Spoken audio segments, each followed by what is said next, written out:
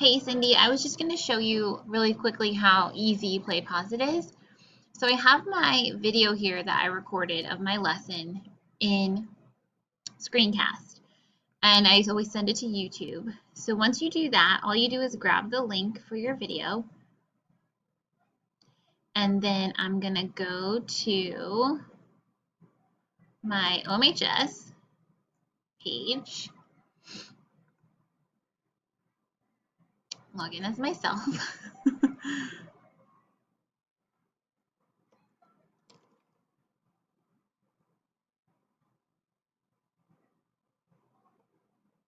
The part that takes the most time is just making your video.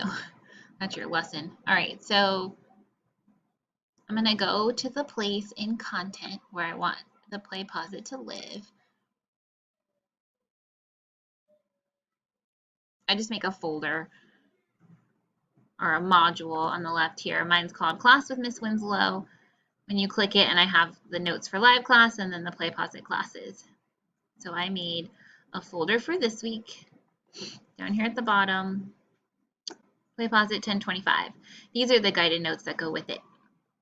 So all you do is click here under existing activities and choose playposit. Once you do that, it's going to give you the option to enter playposit. So I always click that. And then you're going to add a new bulb. So a bulb are what these are. It's like the activity that they call them bulbs, kind of like PowerPoint's bulb. So it's going to open your bulb.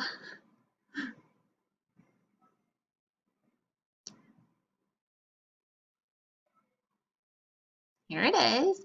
And you're going to input your URL. So I click that, and then you just paste in that YouTube link that you have.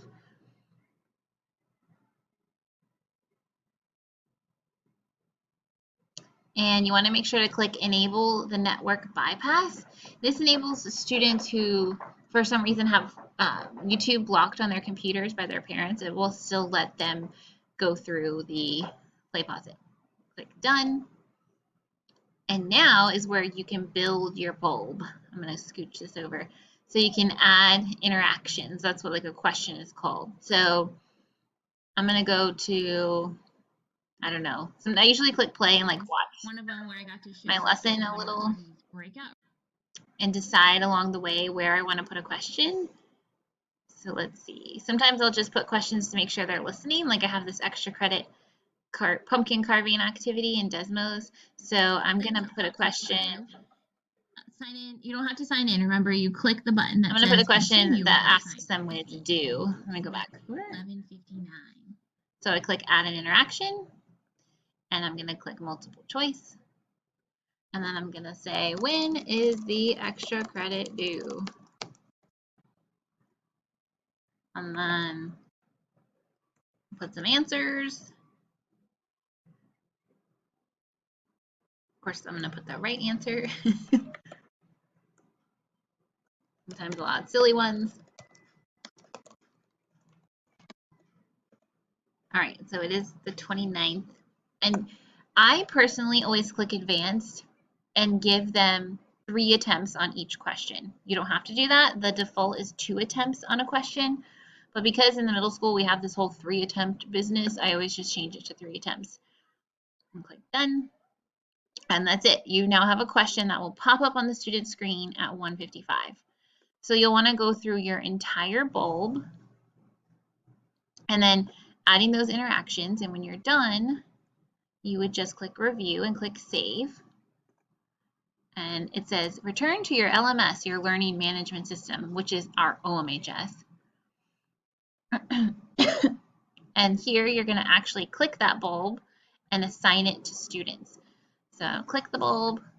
You always click self-paste, click link. It's a lot of just like clicking what's in front of you, truly. Now it's loading.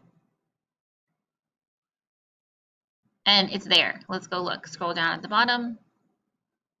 Here is the playposit. It's an external learning tool. Now when the students click that, it will launch the playposit for them. And I always change this to required automatic. Anything that you add as a teacher should be required automatic.